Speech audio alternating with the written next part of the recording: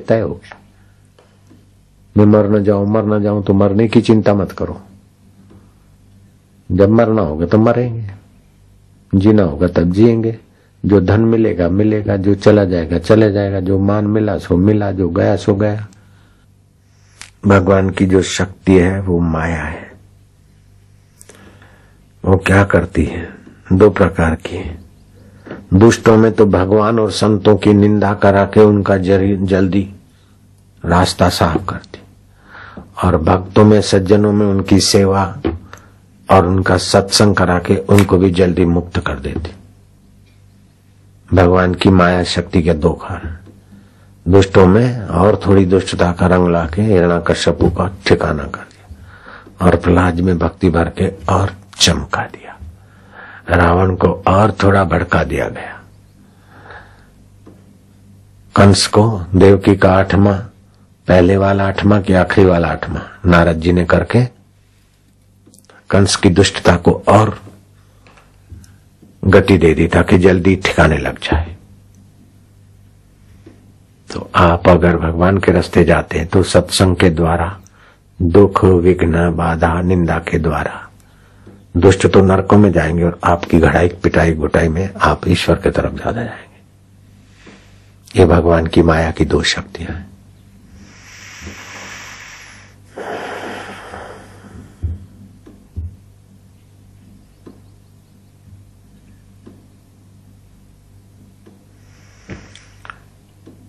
और कभी कभी भक्त भी भगवान की माया से मोहित हो जाते। और भक्त तो क्या, सती जैसी सती अगस्त आश्रम में गई और अगस्त जी को शिव जी ने प्रणाम कर दिया। तो सती को लगा कि ये क्यों अगस्त जी को प्रणाम करते, ये संत को प्रणाम करने की क्या जरूरत। उस अपराध से सती की मति में राम जी के प्रति भी शंका हो गई।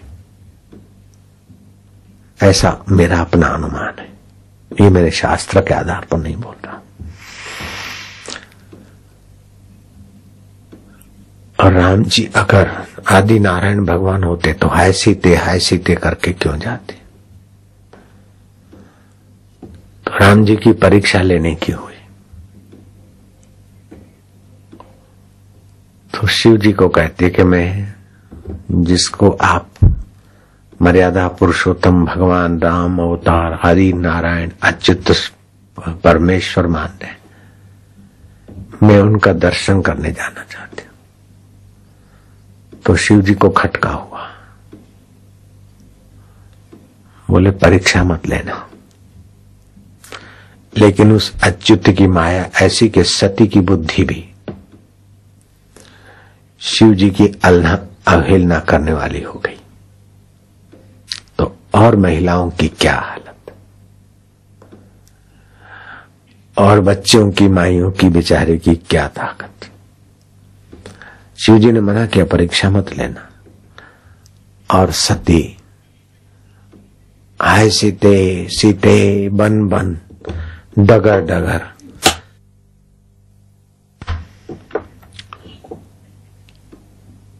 उस पगडंडियों की गली गुलियों में हाय सीते सीते कर रहे।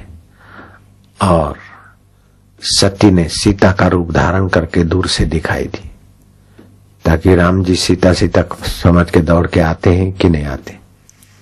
अगर आते हैं तो कैसे अच्युत कैसे आदिनारायण। इस हेतु से सती ने सीता का रूप लिया। शिव जी ने किया था परीक्षा मत लेना। परीक्षा लेने को सीता बन गई। और राम जी गए, बोले माता जी आप अकेली क्यों घूमती हो।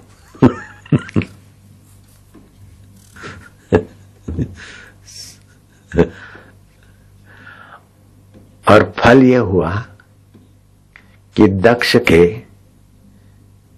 यज्ञ में इस गलती का प्रायश्चित सती को अपना शरीर जला देना पड़ा।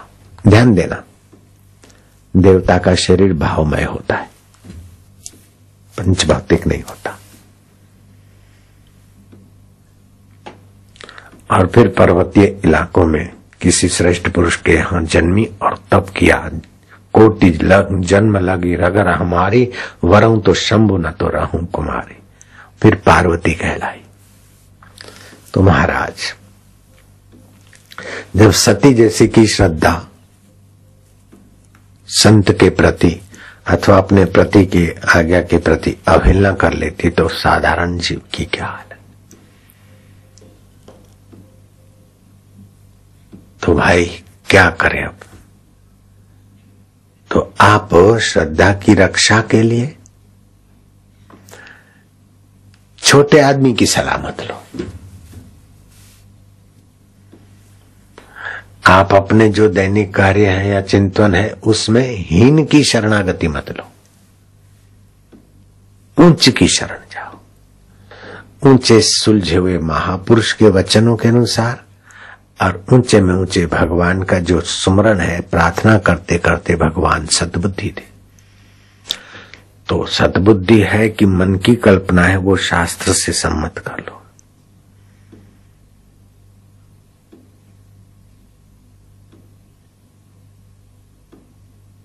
कबीर जी ने अपने शिष्य गरीबदास को कहा, शीश तुम्हारा जाएगा। कबीर के शिष्य गरीबदास कहते, शीश तुम्हारा जाएगा, कर सदगुरु की भेंट। ये सिर तो चला जाएगा, इसलिए अपना अहम सतगुरु के चरणों में भेंट कर दो। अहम ही तो राग और द्वेष की खान है, और उसी से अनुकूलता, प्रतिकूलता और इंद्रिय लोलुपता होती है। जो स्वाद के लिए खाने को आए तो उसी वस्तु को रख के मन को झकाओ तो भी इंद्रियों का आकर्षण हटेगा। गरासियाओं की कढ़ी मसराम बाबा को अच्छी लगी, फिर याद आने लगी, एक बार खाई तो मैं दोबारा कढ़ी पी पी के वमन करते थे और मन को तौबा करा दी। जलेबी की लालच हुई राजा भरतरी की।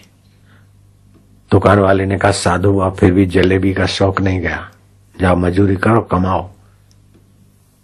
मजूरी करके 2 आने की जलेबी ली, 1 सेर लगभग किलो। सेर होता है बंगाली सेर 80 तोले का, किलो होता है 86 तोले का। दिन भर की मेहनत, आज 70 रुपए मिलते, उस समय 2 आने मिलते थे। 1 किलो जलेबी मिल गई, खाली आंकड़े बदले, कमाई उतनी। जलेबी ले गए पुड़ी का सरोवर किनारे, भिक्षा पात्र में गोबर का कोर मुंह में डाले और जलेबी मुंह को दिखा के झका के तालाब में फेंके। ले खा जलेबी का शौक, जलेबी की सुगंध आकर मुंह में पानी आया। ले ये जलेबी के रस लेगा तो अंतर का रस कब लेगा? ले हरामी मन। तो इंद्रियां विषयों की खबर देती है और मन बुद्धि उसमें ईमानदारी से या बेईमानी से उसको पाने में लगाने की अटकल लगाते। अगर मन बुद्धि में ज्ञान और संयम है तो इंद्रियों को लगाम में रखेंगे, और समझ नहीं तो इंद्रियों के पीछे मन बुद्धि लगेंगे और नीच गति को प्राप्त कर लेंगे। इसीलिए ज्ञान की और सत्संग की और नियम की और व्रत की बहुत जरूरत है, वही परमात्मा से मिलाने में सहायक हो।